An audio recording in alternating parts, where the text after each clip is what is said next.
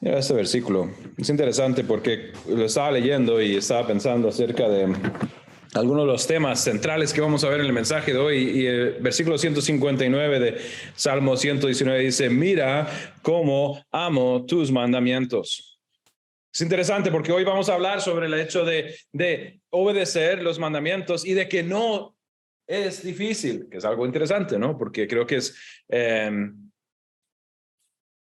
va en contra a veces de nuestros pensamientos. Simplemente la palabra mandamientos, no sé usted, pero a veces le puede causar como mandamientos, órdenes, la rebeldía en mi corazón. Yo sé que ustedes no tienen rebeldía en su corazón, pero yo sí. La rebeldía en mi corazón como que empieza ya a luchar, como ¿qué es esto? Pero el salmista está diciendo: mira cómo amo. No solamente obedezco, no solamente acepto, no solamente digo, ni modo, es Dios y ¿qué voy a hacer? Él es más grande que yo. Sino él dice: amo tus mandamientos, Señor. Él está mirando al Dios de la creación, el Dios del universo. A Yahweh está diciendo: amo tus mandamientos. Por tu amor inagotable, devuélveme la vida. Es interesante porque ahí están incluso dos otros puntos que se están juntando en lo que hemos estado viendo. Esa idea del amor. Y hemos hablado de la fuente del amor, de cómo dependemos de que Dios nos ha llamado primero, de que si tenemos amor verdadero es un amor que brota del amor de Dios. Y él dice: tu amor inagotable, por tu amor inagotable, devuélveme la vida. Y en el mensaje de hoy vamos a estar hablando acerca de la vida eterna, de la verdadera vida. Juan, capítulo 5, del 1 al 12. Empezamos y para título del mensaje, terminé decidiendo poner el testimonio y la vida eterna. El testimonio y la vida eterna. Y creo que ese pasaje nos va a llevar a meditar sobre la importancia del testimonio y la verdad de Dios. Y el efecto el cual tiene esto. Dice versículo 1, dice: todo el que cree que Jesús es el Cristo ha llegado a ser un hijo de Dios. Y todo el que ama al Padre ama también a los hijos nacidos de él. Ahora, si usted me dice: eso me suena familiar, ok, sí. Juan está recalcando algunas cosas que hemos visto. La importancia de que todo el que cree que Jesús es el Cristo ha llegado a ser un hijo de Dios. Y hoy vamos a hablar otra vez sobre este conflicto que hay. Esta controversia, podríamos hablar acerca de personas que están negando esta realidad. Pero él está diciendo: esto es fundamental, y el que cree que Jesús es el Cristo, y cuando a veces usamos ese término Cristo, pero recordemos, eso es el elegido de Dios, el ungido es el Mesías, es el que Dios ha mandado para hacer la obra de redención. El que cree que Jesús, que declaró ser el Cristo, es realmente el Cristo, porque lo es, ha llegado a ser hijo de Dios. Todo el que ama al Padre ama también a los hijos nacidos de él. Hemos estado tocando eso en varios pasajes a través de Juan. Esa idea de que no puede existir una declaración de yo amo a Dios, pero no amo a mis hermanos. Y el resultado de realmente amar a Dios va a ser el amar a mis hermanos. Entonces, ahí tenemos ese resumen, y yo creo que de aquí él dice: ok, entonces en Estados Unidos a veces decimos: miremos bajo ¿cómo le dicen? La tapa del coche. No, la tapa es donde está el motor, abajo. El hood. Ok, el hood, la tapa. Vamos a ver qué hay aquí abajo.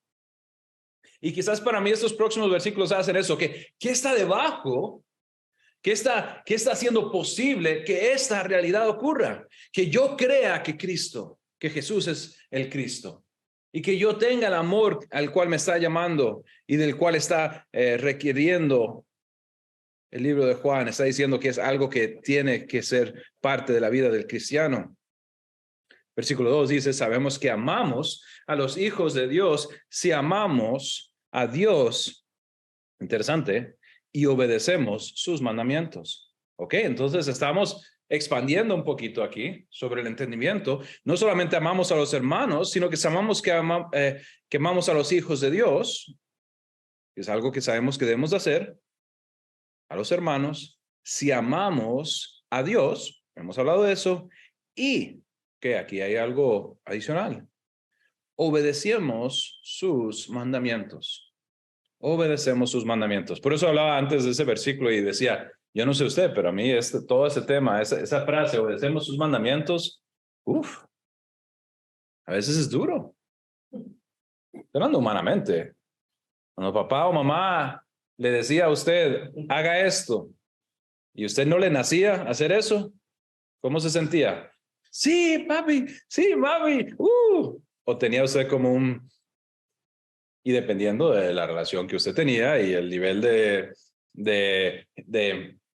el parámetro de libertad que tenía de usted de expresar, o decía, sí, papi, sí, mami, todo bien, pero es el famoso dicho del chiquillo que le dicen, siéntese y no quiere sentarse, siéntese, no quiero sentarme, siéntese, ok, me siento, pero en mi corazón estoy de pie, ¿no?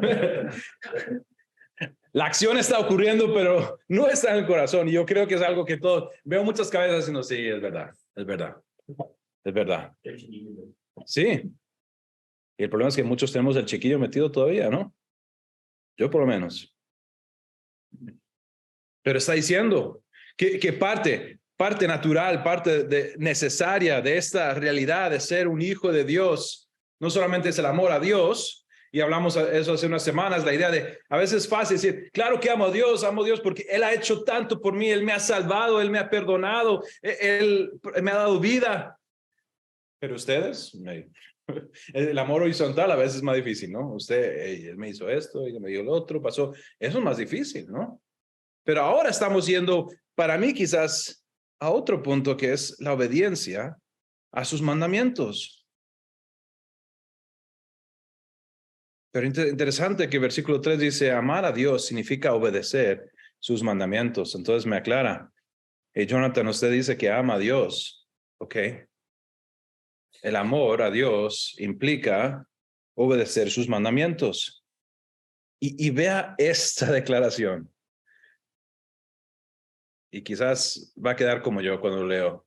Y sus mandamientos no son una carga difícil de llevar. Y sus mandamientos no son una carga difícil para llevar. Quiero que lean eso y lo piensen un momentito.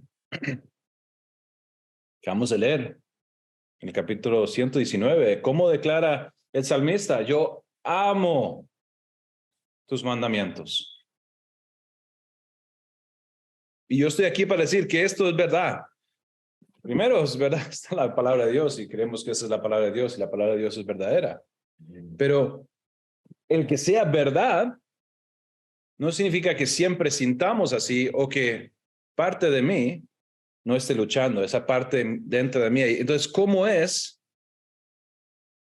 que reconciliamos esa declaración que está diciendo Juan aquí? Dice, y sus mandamientos no son una carga difícil de llevar cuando yo admito que sé que tengo rebeldía en mi corazón. Creo que tiene que pasar algo. Tiene que haber algo, otra vez mirando debajo de esa tapa, mirando qué está haciendo posible que yo ame. Incluso qué está haciendo posible que yo obedezca. No sé por qué cuando estaba, bueno, sí sé por qué, pero quizás les cuente ahora, pero se me vino esta realidad de que había una realidad en mi corazón, interesantemente, viendo a nuestro hermano que está a punto de casarse. Yo tenía un deseo en mi corazón hacia mi esposa, cuando no era mi esposa, de que fuera mi esposa, ¿no? Y yo creo que estaba convencido de que ella tenía el mismo deseo. Entonces, ahí está esa parte resuelta y queríamos hacer la vida juntos, queríamos ser esposo y esposa, queríamos casarnos. Por cierto, es bueno asegurarse de que la otra persona sí quiere antes de pedirle, ¿no? Eso. Entonces pudimos hablar de que esa parte estaba fácil, pero tenía una cosa que me quedaba que no era fácil. Tenía una conversación que tenía que tener. Yo recuerdo como si fuera ayer. Yo recuerdo que era de noche. Yo recuerdo que hacía frío.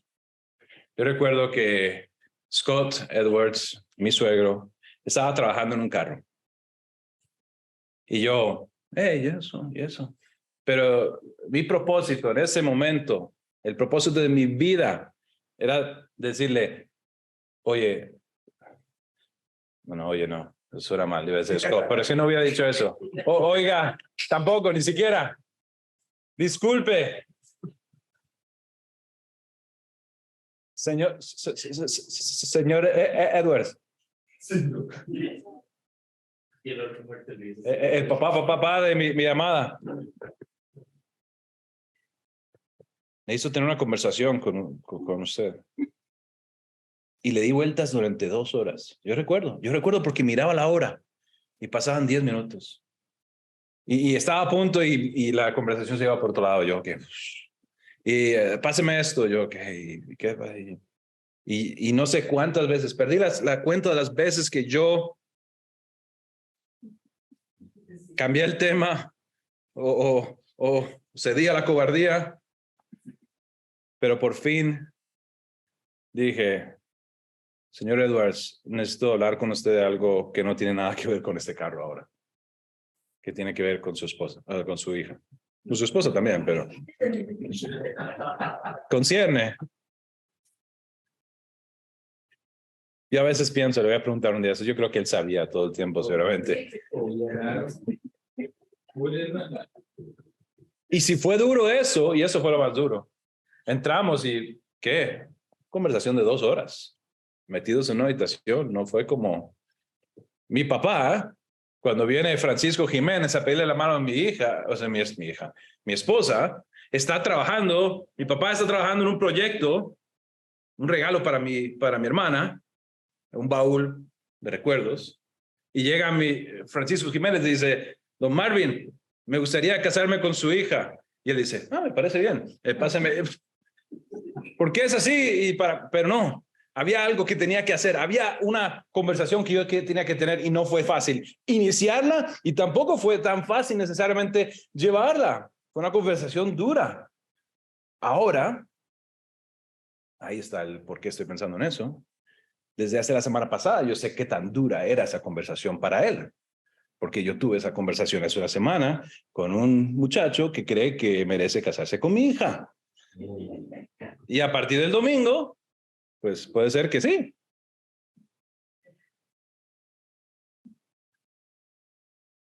A veces hay cosas que parte de ellas no son tan difíciles. Yo sabía que quería casarme con Sara. Estaba casi seguro que ella quería casarse conmigo. Pero había cosas que necesitaban pasar para que fuera ese matrimonio posible. Y ocupábamos esa bendición. Y llegar a ese punto significaba un mal trago. Y no quiero ni siquiera pintarlo así, sino era un paso que tenía que ser dado. No puedo saltarme ese alto. Si hay algún muchacho que no está casado hoy, entiendan, no pueden saltarse ese paso. Honren al papá. Allá la mamá también, pero honren a la familia. Entonces, ¿qué es? ¿Qué es en el caso de aquí? ¿Cómo es que Juan puede decirme que dice, sus mandamientos no son una carga difícil para llevar? Porque es que David puede decir, amo tus mandamientos. ¿Qué pasa? Creo que parte de la clave, y por eso en el punto puse ahí el amor, la obediencia y la fe, es que versículo 4 dice, pues todo hijo de Dios vence a este mundo de maldad y logramos esta victoria por medio de ¿qué? De nuestra fe. Hay un motor en nuestro carro espiritual que hace posible todas las otras cosas que están ahí. Si eso no está ahí, es como abrir esa tapa y si no hay motor, no va a haber amor, no va a haber obediencia, no va a haber un montón de cosas. Porque si no está esa fe, entonces está vacío. Nosotros estamos fundamentados sobre eso. Yo creo que Juan está declarando esta realidad y no es coincidencia que el versículo después habla de la fe. obviamente, gramáticamente dice pues, ¿no? ¿Por qué? Porque es que no es difícil llevar esa carga y ni siquiera es una carga si pensamos en cómo el salmista lo menciona. Pero ve incluso mi lenguaje humano intuitivamente le llama una carga a la obediencia.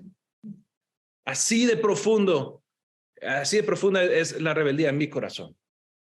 La pelea a veces para ceder, y no solamente ceder, sino dejarme ser llevado por la gracia del Señor y su plan y su manera de hacer las cosas y su orden de cómo se hacen las cosas y no mi orden de cómo deberían ser, hasta el punto de entender que no hay nada mejor que estar en el cauce de la voluntad del Señor y en sus ordenanzas y sus estatutos y poder meditar en ellos día y noche porque son buenos, porque me dan vida. Versículo 5 sigue diciendo, ¿y quién puede ganar esta batalla contra el mundo? Yo creo que Juan entiende. No es que Juan se le ha olvidado o que Juan no tiene peleas. Él dice, ¿y quién puede ganar esta batalla contra el mundo? Porque la es únicamente los que creen que Jesús es el Hijo de Dios. Volvemos a esa fe. Porque no es cualquier fe, ¿no? No es, yo tengo fe. Bueno, la gente puede tener fe en un montón de cosas, pero ¿fe en quién? ¿Fe en qué? Lo más simple que podemos decir es que Dios mandó a su Hijo y que ese Hijo vino para darnos vida. Creemos que Jesús es el Hijo de Dios, el Hijo del hombre que fue anunciado. Esa es la fe que cambia todo. Y ahora, si la fe es necesaria, ¿dónde pongo esa fe? ¿Qué es sobre qué estoy colgando esa fe en el sentido de dónde viene esa verdad? Y yo creo que hay un testimonio y ese es el punto central quizás de hoy, de dónde viene el mensaje. Hay un testimonio que tenemos. Y Juan nos va a hablar acerca de cómo es verdadero y cómo es algo sobre lo cual podemos confiar y cómo creer en ese testimonio en el cual tenemos fe nos lleva a esa vida eterna. Ahora he decidido hacer algo, quizás un ejercicio interesante aquí,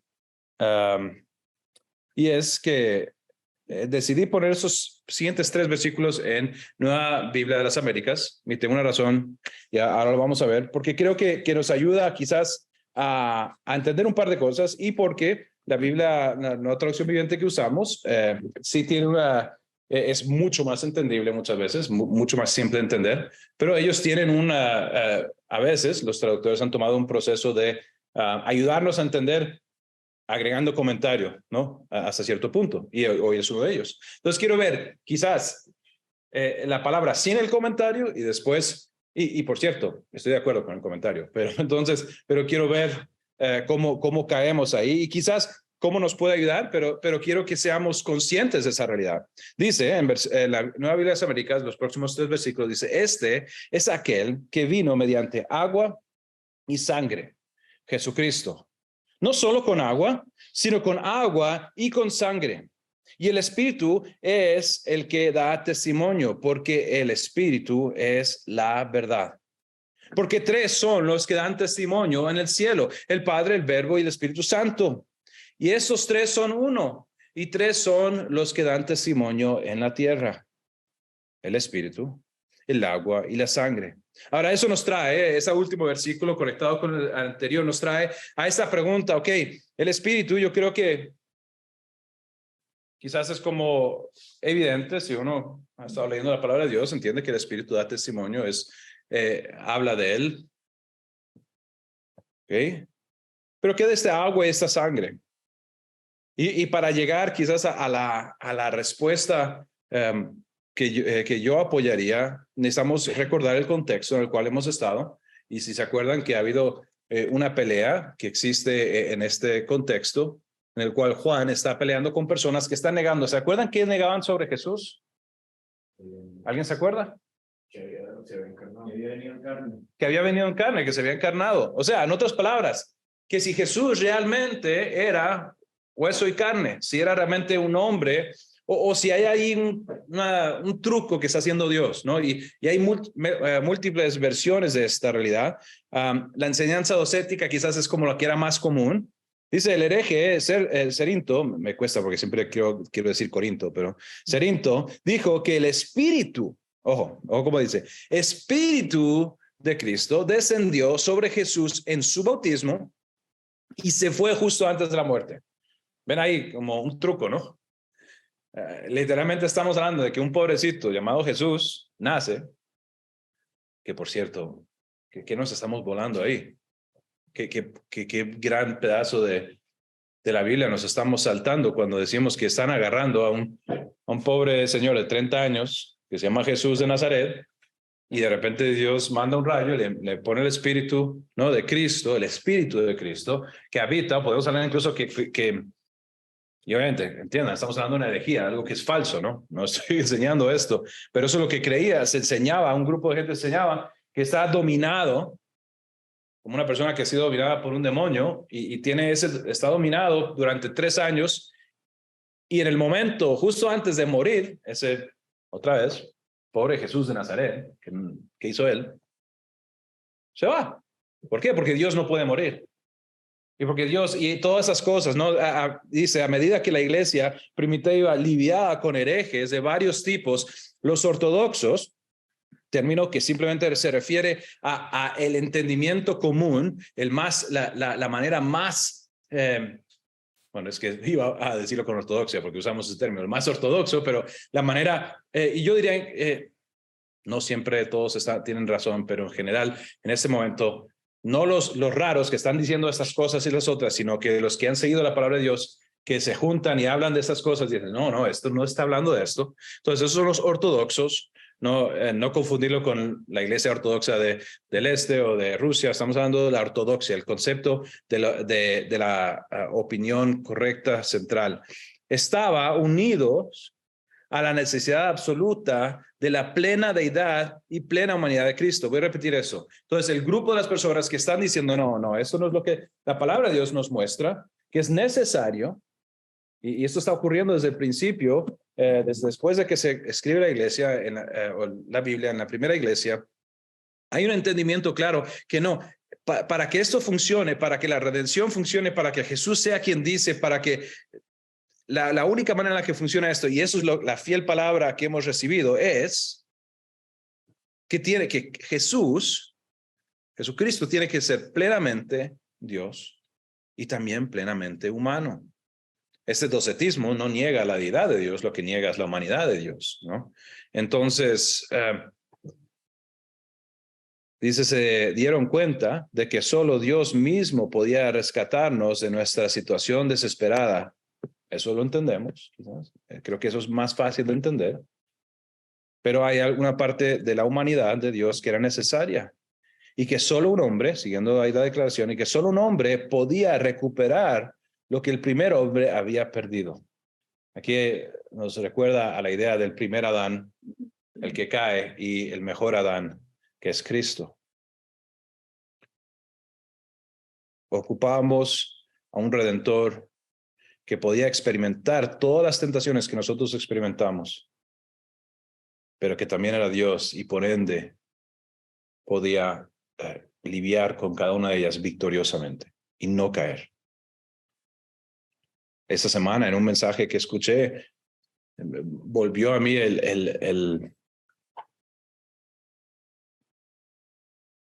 tengo en inglés en la cabeza de mí. ¿Alguien que habla inglés? Sí, el asombro, gracias, ahí está. El asombro de pensar, Jesús, con 2 años, no peca. No es el Jesús que entiende. Me refiero, no, ok, ya le han instruido en el camino y vas a tener que ser este monje que nunca va a pecar. No. Dios desde bebé, niño, adolescente y frente a personas que lo odian y lo quieren matar, no peca. Pero es necesario. Solo un hombre podía recuperar lo que el primer hombre había perdido.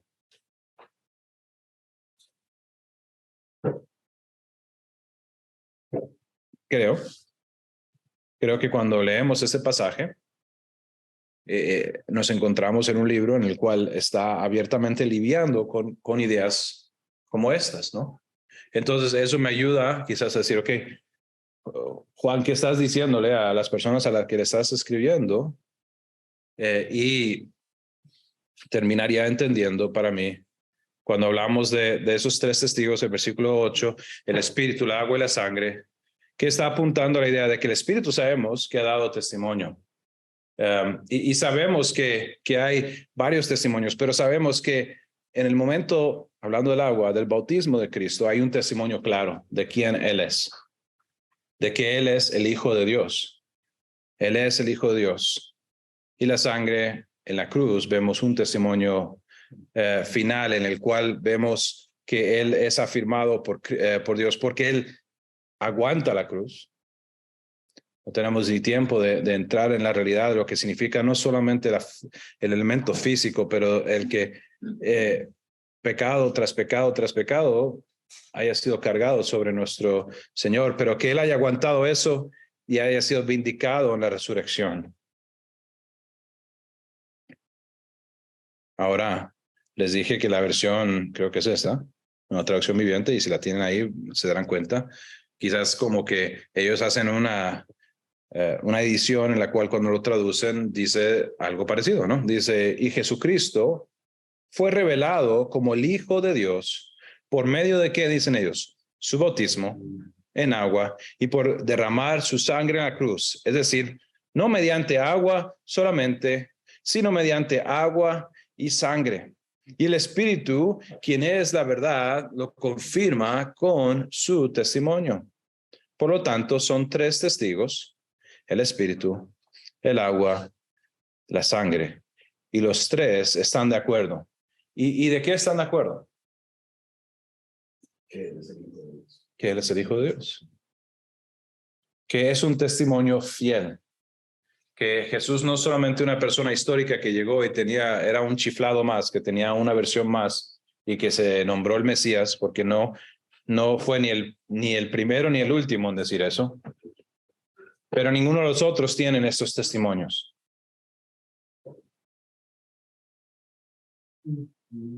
Y es sobre este fiel testimonio que nosotros ponemos nuestra fe. Sobre el hecho de que, y aunque quizás para nosotros en nuestra vida y no sentimos ese ataque, y no es que no existen esas doctrinas sobre, ¿será que realmente Jesús era hombre? Interesantemente, yo creo que estamos a la inversa en nuestra cultura. Si hay ataques, Jesús fue un hombre, pero solo un hombre, ¿no? Definitivamente no era Dios. Y el hecho es que en la verdadera encarnación, y ese término que tengo en el punto, verdadera encarnación, estamos hablando de que Jesús nace como un hombre y en un misterio que nunca podremos entender, tenemos el hecho de que es 100% hombre y 100% Dios. Llegamos a y interesantemente, no toda persona, definitivamente hay diferencia de opiniones entre personas, entre teólogos, sobre qué significa, pero para mí, la nueva traducción viviente lo explicó bien. Que tenemos estos tres testimonios, el Espíritu, el cual realmente no ocupa mucha explicación, pero la pregunta, ¿qué es el agua? ¿Qué es la sangre? Yo creo que la explicación que ellos nos dan es una explicación que en el contexto, porque otra explicación podría ser, por ejemplo, el agua y la sangre que salió de Jesús, dan testimonio, estamos otra vez en la cruz, ¿no? Ese es el otro quizás más popular, pero no responde mucho al problema que tenemos de que Jesús ya era hombre y que siguió siendo hombre. ¿Entienden? Entonces, Jesús era hombre cuando fue bautizado y era hombre y Dios estaba ahí en la cruz. Entonces, esto responde a la acusación de la cual Juan, parte de su carta, nos está ayudando a entender. Hey, la encarnación de Cristo involucra a 100% hombre, 100% Dios. El espíritu y el agua y la sangre, y los tres están de acuerdo, están dando un testimonio, y un testimonio, como veremos ahora, que creemos. Este es el testimonio en el cual nosotros creemos, del cual está fundada nuestra fe. Dice, ya que creemos el testimonio humano, Juan está diciendo, hey, iglesia, lo creemos. Ahora, yo no sé lo que cree cada persona aquí, pero eso es donde yo he puesto mi fe. Y yo creo eso y me uno a Juan a decir, esto es lo que creemos. Ya que creemos el testimonio humano, sin duda sin duda alguna podríamos creer el testimonio de más valor que proviene de Dios. Él está refiriéndose, hey, yo como Juan, o si conocieron a Pablo o conocieron a Pedro, ellos podían decir, hey, yo conocí a Cristo.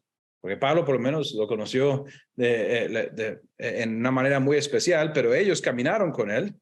Ok, lo creen, pero ¿qué de un testimonio mayor? ¿Cuál es el testimonio mayor? Sin duda alguna podemos creer el testimonio que es de más valor, que proviene de Dios, apuntando a esos testimonios que acabamos de ver. Y Dios ha dado testimonio acerca de su Hijo. Dios mismo ha testificado acerca del Hijo de Dios, de su Hijo. Todo el que cree en el Hijo de Dios sabe en su corazón que este testimonio es verdadero. Hay una afirmación que ocurre en el corazón del creyente. Eso es uno de los frutos que nos ayuda a tener esa confianza. Todo el que cree en el Hijo de Dios sabe en su corazón que este testimonio es verdadero.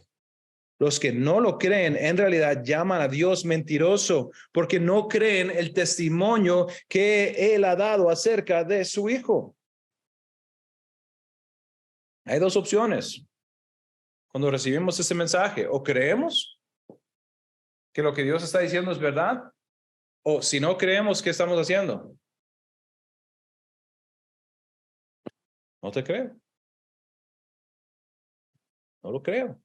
Y eso es nuevo. No, yo creo que si en las primeras páginas de Génesis vemos Dios declarando ciertas cosas, una serpiente diciendo, o habrá otra versión. ¿No será que será que Dios le está diciendo algo a medias? ¿Y qué pasa? Adán y Eva ceden y dicen, es verdad. ¿Y qué pasa si Dios está mintiéndome? Y parece que el problema seguía pasando hace 2000 años. Y yo sé que sigue pasando hoy, porque es algo que a veces nos cuesta tener confianza en que aunque Dios ha dicho que Él es bueno y que todas las cosas trabajan para bien para aquellos que le aman, a veces a mí me cuesta decir, Dios, ¿cómo es que esto? Pero los que no creen, en realidad llaman a Dios mentiroso, porque no creen el testimonio que Él ha dado acerca de su Hijo. Y en este contexto, Él está diciendo, hey, estas cosas que acabamos de tratar acerca del Espíritu, la sangre y el agua, son testimonios de Dios. Sí, nosotros como hombres hemos dicho, hemos visto a Jesús, lo vimos resucitado. Eso es testimonio humano. Este que estamos hablando aquí es testimonio de Dios. Y ahí es donde nosotros ponemos nuestra esperanza. Yo creo que Juan también está diciendo, yo no quiero que ellos que estaban ahí, que estaban enfrente de él y que él decía, yo lo vi, yo lo toqué, yo lo conocí, caminé con él. No crean en mí, crean en el testimonio que Dios ha dado. Y lo bello es que ese testimonio lo seguimos teniendo nosotros. Es el testimonio que nosotros creemos. ¿Y cuál es? En resumidas cuentas, ¿cuál es el testimonio que creemos? Él dice, y aquí creo que es el punto central de este pasaje, él dice, y este es el testimonio que Dios ha dado. ¿Cuál es? ¿Cuál es el testimonio que Dios nos ha dado? ¿Cuál es la palabra verdadera? ¿Cuál es en el juicio de la vida, el juicio más importante? Porque habrá testigos a través de toda la historia que darán testimonio de ciertas cosas. Yo vi esto pasó, fue así. Pero la corte más importante que va a definir nuestra eternidad, dónde ponemos nuestra fe, nuestra vida, hay un testimonio. Dice, y este es el testimonio que Dios ha dado. Él nos dio vida eterna. Y esa vida está en su Hijo. Él da vida eterna. Pero ¿cómo llega esa vida eterna? A través de su Hijo, Jesús. El que tiene al Hijo, tiene la vida. Y el que no tiene al Hijo de Dios, no tiene la vida. Juan otra vez está creando esos dos grupos. Diciendo, hay un grupo que cree a Dios y ha puesto su fe en la verdad de ese testimonio. Y cree que Jesús es el Señor. Y ahí hay vida y vida eterna. Y el que dice, no, Dios, eres mentiroso. No te creo. No tiene esa vida. No ha recibido esa salvación. Y esas son las dos opciones. Creer el testimonio verdadero y fiel de Dios acerca de su Hijo. O rechazarlo y no tener vida. Para cerrar, el pensamiento que tengo aquí es que Dios afirma en su palabra que Jesús es su Hijo. Él lo dice, este es mi Hijo amado, y que solamente en Él hay vida eterna. Y las preguntas para nosotros serían, ¿creemos ese testimonio?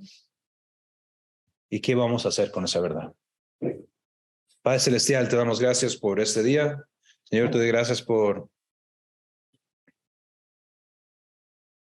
Dios, por ese testimonio que has dado, Señor, la manera en que nos has revelado verdad, pero no solamente verdad, Señor, abstracta, sino una verdad en la cual, Dios, tú afirmas y das testimonio, Señor, y en la vida magnífica, Señor, e increíble, Señor, porque no entendemos por qué viniste a la tierra, a hacerte hombre, a ser como nosotros, a sufrir. Señor, no lo entendemos a nivel de por qué lo harías, porque sabemos que no lo merecemos, pero entendemos también a través de tu palabra que ese es el único camino. Esa es la única manera. Jesús, tenías que venir y hacer lo que nuestro antepasado, el primer Adán, no podía hacer. Y lo que ninguno de nosotros podíamos hacer, vivir una vida recta, una vida que merezca, Señor, estar en tu presencia. Y tú vienes como el Cordero perfecto, vives una vida perfecta, algo que solamente Dios podía hacer.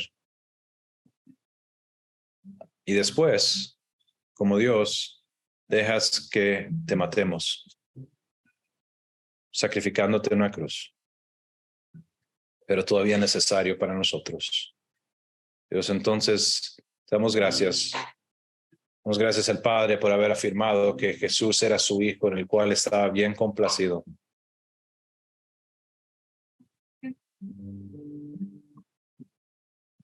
Dios, sí, te pido que trabajes en el corazón de cada uno de nosotros, desde el que no ha creído todavía, que pase de muerte a vida, Señor, que hoy sea el día en el cual pone su fe en este testimonio verdadero.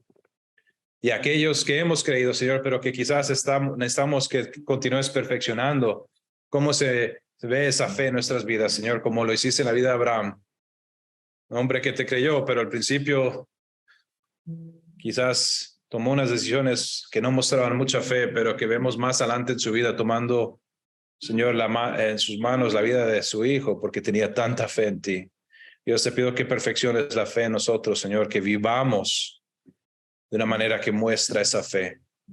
Dios, que veamos la verdad de tu palabra, la verdad de tu testimonio, Señor, y que fundamentemos y vivamos nuestra vida de una manera que muestra latentemente dónde está nuestra fe. Dios, salva hoy y restaura hoy, Señor. Te pido por esas cosas, en nombre de Jesús. Amén.